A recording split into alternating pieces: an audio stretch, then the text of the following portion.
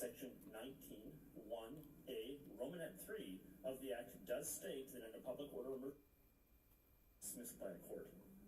We are all familiar with how the courts have reacted to mandatory minimum sentences, for example.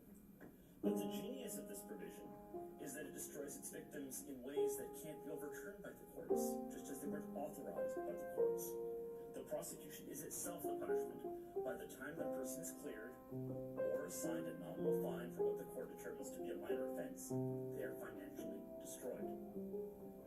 The only way we can prevent this catastrophe for people who are, as far as I can tell, mostly guilty of being naive, is for us to vote down the government's proclamation as fast as possible before citizens start losing their assets, their credit ratings, their jobs or contracts, and their livelihoods.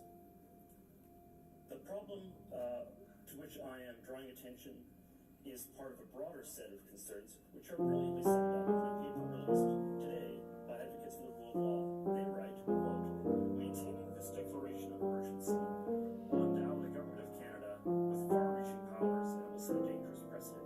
If the government can declare an emergency based on these facts, then it will also be able to do so the next time there's a railway blockade, a threat to pipelines, or any other endangerment to national infrastructure. To be sure, each of these is a serious situation that calls for decisive action, but normalizing the declaration of emergencies, especially before other less intrusive but significant measures have been attempted, threatens to render hollow the rights and freedoms guaranteed to all Canadians. Mr. Speaker, for this reason, along with many others, I ask all members to vote to quash this dreadful and shameful proposition."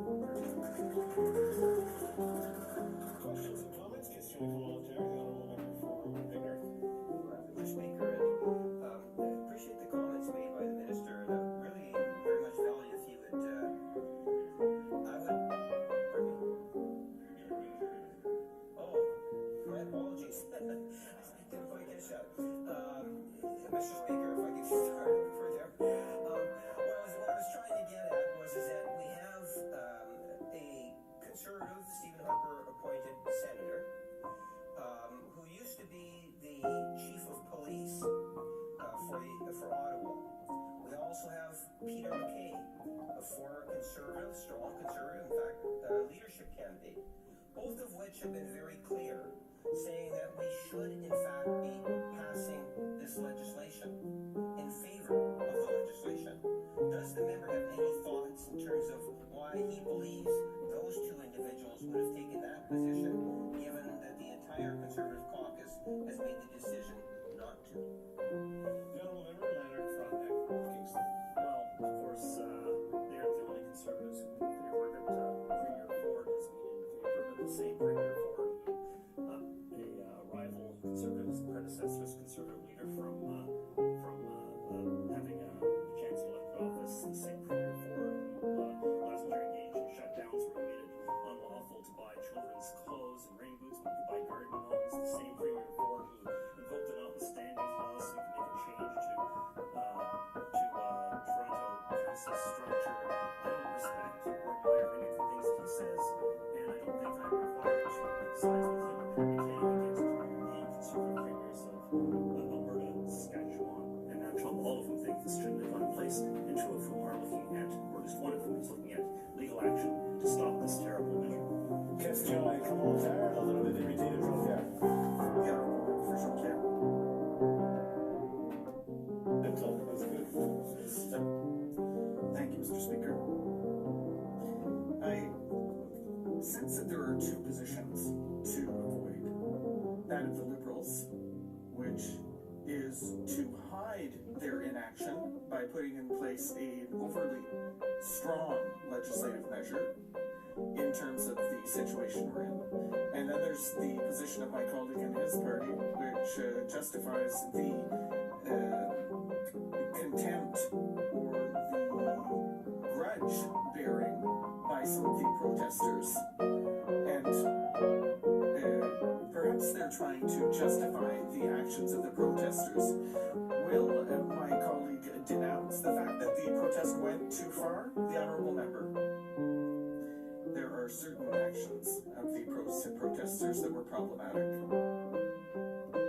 For example, blocking bridges. The protesters who were here for too long but it was not necessary to use the Emergencies Act to take action. The normal procedure would have been preferable, in my opinion. The honorable member for Vancouver West.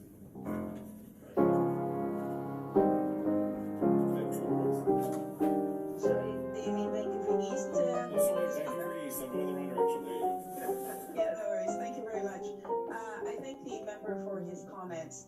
You know, one thing that struck me as I was listening to his comments, it seems to me that the Conservative members are not taking any responsibility in their part in escalating the situation. Now, there's no question that the Prime Minister did not act, sit on his hands for far too long, and let the situation get way out of control to the point where literally people's safety were put at risk. So from that perspective, and there were Conservative members who actually applauded and in some ways cheered on the illegal occupation, he took a moment now and say to his Conservative colleagues that that was the wrong thing to do. Honorable member for Lanark, Frontenac, Kingston. Well, Mr. Speaker, I'm not advocating unlawful action, but let's be clear about this. This was civil disobedience. Most of the people out there in front of the House of Commons were engaged in active civil disobedience. Using martial law to crush civil disobedience is a terrible idea. I don't think I have to explain why that is the case. It's just one thing, quite frankly. I'll just say before I sit down, I got my start in politics with the fascination of civil disobedience. The first thing I ever wrote that was published was an essay about Henry David Thoreau's great essay on civil disobedience. Sometimes, Mr. Speaker, you have to say that a somewhat unlawful action that is not violent, that has no danger of being violent, ought to be tolerated. You should negotiate with folks, and that is the best way of causing them to move on for the benefit of all. That worked just fine with the border blockades. It would have worked fine here. The use of violence was very much inappropriate. Three is in the bar, continuing debate. The honourable member for La Pointe de Vue. Mr. Speaker, I'd like to tell you that I'm going to be splitting my time with my very honourable colleague from Drummond. As you know, the Bloc Québécois is against the application of the Emergencies Act, especially as it is laid out in the Orders in Council. On the one hand, because these measures would apply to Quebec, whereas the National Assembly of Quebec unanimously, that means even the provincial Liberals, against the imposition of emergency measures on its territory. And as you know, what Quebec wants, the Bloc wants. The use of this extraordinary act is not to be taken lightly. Its application must be measured and proportionate. The Prime Minister himself said on many occasions that this act would not be used if it was not necessary. So why then did he apply it everywhere? 7 provinces out of 10 said no to the Prime Minister because they considered that they had the tools and resources necessary to manage their crisis. This is what the National Assembly of Quebec stated in its motion, that the National Assembly is concerned about the current disruptions in Ontario and around certain federal border crossings, that it affirms that no emergency situation currently justifies the use of special legislative measures in Quebec, that it asks the Canadian government not to apply the Emergencies Act on Quebec territory, and finally, that the National Assembly reiterate the importance of close cooperation between the federal government and the government of Quebec, particularly to ensure the peace and security of the citizens of the Outaouais region who are suffering from the repercussions of the demonstrations underway in Ottawa and who could bear the brunt of any deterioration of the situation. During the demonstrations in Quebec City on the weekend of February 4th, 5th, and 6th, municipal authorities were able to manage the situation without major problems, and there were no problematic protests in Quebec. A week before the convoy came to Quebec City, the city published a detailed press release in which it set out the accommodation measures that would be taken. There were some 100 protesters and 30 trucks that came to Quebec City during the weekend, and the police services of the city tolerated their presence, but they made sure that municipal bylaws were enforced. The city rerouted circulation, or rather traffic in certain streets, so that the downtown was not paralyzed.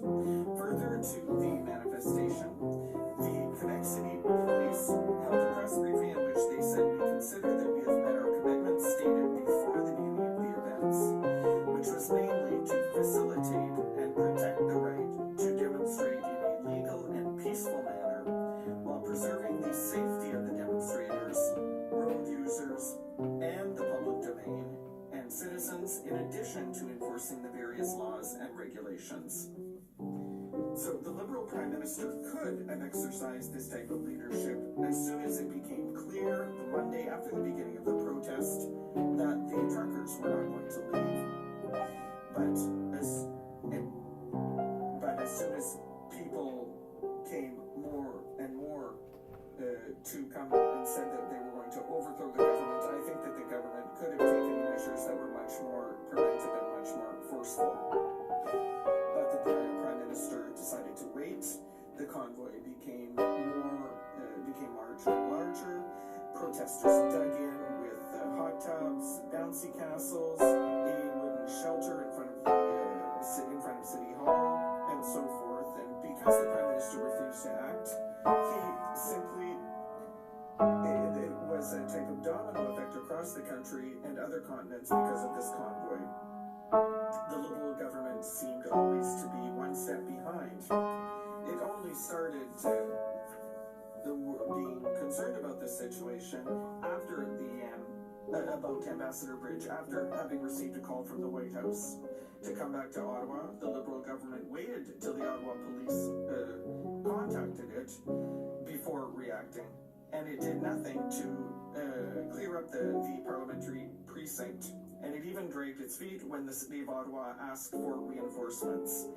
Ottawa police called for 1,800 additional police officers, but the federal government only sent a handful, and most of the 275 RCMP officers were deployed to protect ministers and the parliament, with only 20 actually there to counter the protests. Commentators in Quebec were unanimous. They said that the Prime Minister was missing in action and invisible since the very beginning of the conflict, even though the city of Ottawa was asking for help. The federal government did not even try to speak with the organizers, whereas the city of Ottawa tried, with a certain measure of success, to have the trucks moved outside of residential areas. And the same goes for Quebec City, which also got the protesters to cooperate.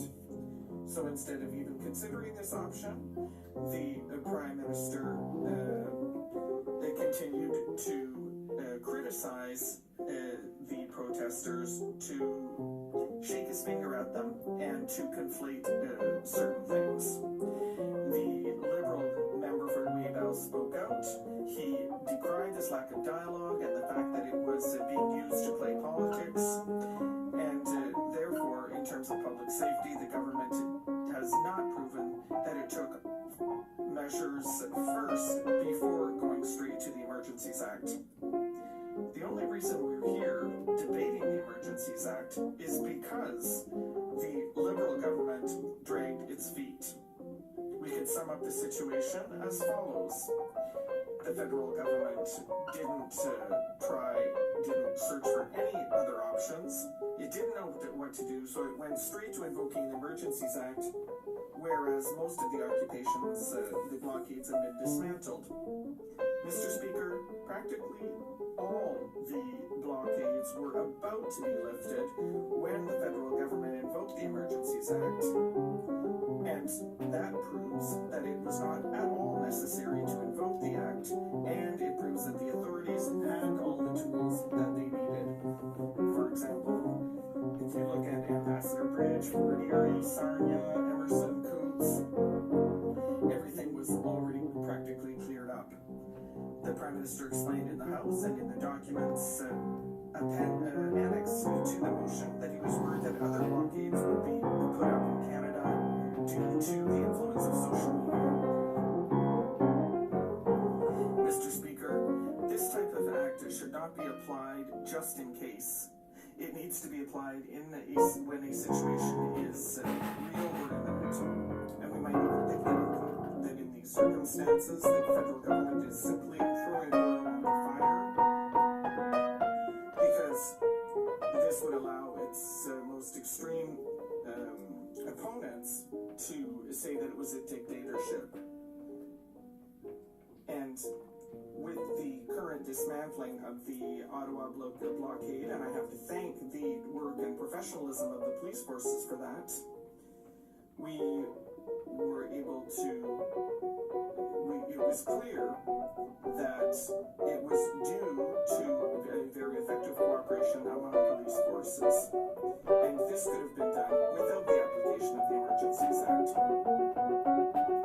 In the Wall newspaper, one of the titles was "Too Big, Too Late," and it pointed out this was once again a misstep on the part of the Prime Minister, because he did not listen to Quebec or the Canadian provinces, so the Emergencies Act was not justified from the outset, and it is even less justified today, so we need to vote against this motion. The Honourable Member for Alfred Pellan. Merci, Monsieur Thank you, Mr. Speaker. My colleagues of the Bloc Québécois claim to speak for Quebecers in this House.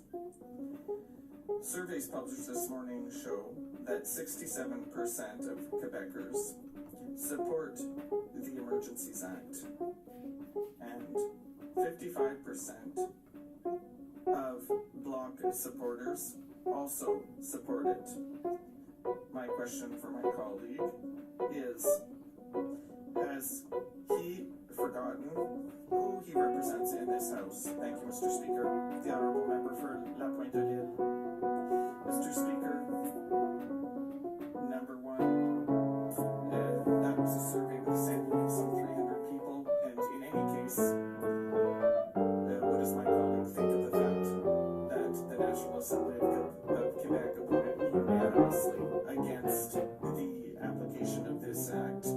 And obviously, people have been watching this happen, watching it unfold for the past 3 weeks, and they want it to stop, and that is perfectly normal. But the Emergencies Act is simply not necessary in this case. Questions and comments? The Honourable Member for Calgary-Shepherd.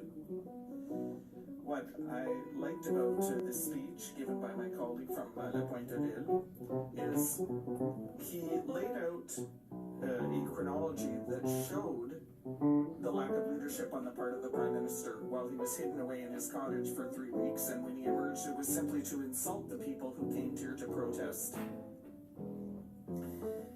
When he saw that they were dug in, that's what he did. So I'd like him to refer to the consultations. So the Prime Minister asked the premiers of the provinces about what they thought of the Emergencies Act. So normally, when consultations are carried out, it's to bring people on board. 7 out of 10 provinces said no. Why? The Honourable Member. Here in the Parliament, in the House of Commons, we often hear my Liberal colleagues say, well, we're discussing with the Quebec government, we're consulting and so forth, but there's a difference between discussing and listening and dialogue. And as my colleague said, 7 out of 10 provinces were against the application of the Emergencies Act. And the Prime Minister says that he consulted everyone as if he had attracted consensus, but that's not at all the case. The member for Rosemont-Patry. Thank you, Mr. Speaker. I'd like to thank my colleague for the speech, and obviously the situation deteriorated because of the Prime Minister's inaction. We all agree on that. Now, with regard to the Emergencies Act, isn't my colleague reassured by the fact that it's time limited, the fundamental freedoms are maintained, and members can call for a vote to revoke it. Doesn't he agree with the Ottawa Police Chief when he said that we needed that measure because it allowed us to end the illegal occupation by fining people, by keeping people out of the perimeter, and towing? The Ottawa Police Chief seems to think that it was useful. The Honourable Member for Lapointe-Élide. I would just like to repeat what the constitutional expert Patrick Taillon said. Yes, the police chief said this was useful, but the Emergencies Act, when we invoke it, it must be essential, not just useful. And it's been repeated in this House. We've been saying it for 2 weeks. Will the Prime Minister meet with all the partners to ensure that there is a multi-party coalition with all the partners so that cooperation can be ensured? So I think this could have been done without the Emergencies Act, and it should not be used. It should not be resorted to for situations that don't require it. Resuming debate. The Honourable Member for Drummond. Thank you very much, Mr. Speaker. I'd like to thank my honourable colleague from Lapointe-Élide for his excellent speech and for how relevant it was, and for having agreed to share his time with me. I'm honored. Mr. Speaker, I'd like to begin with by saluting the excellent work done by all police forces who were extremely professional and did excellent work, and a special commendation to our PPS services here, our protective services, who have taken excellent care of us despite the stress that we've been going through. And I would also like to thank the interpreters who have been subject to the changing schedules of this House. And we know that we are testing the abilities of the interpreters who work from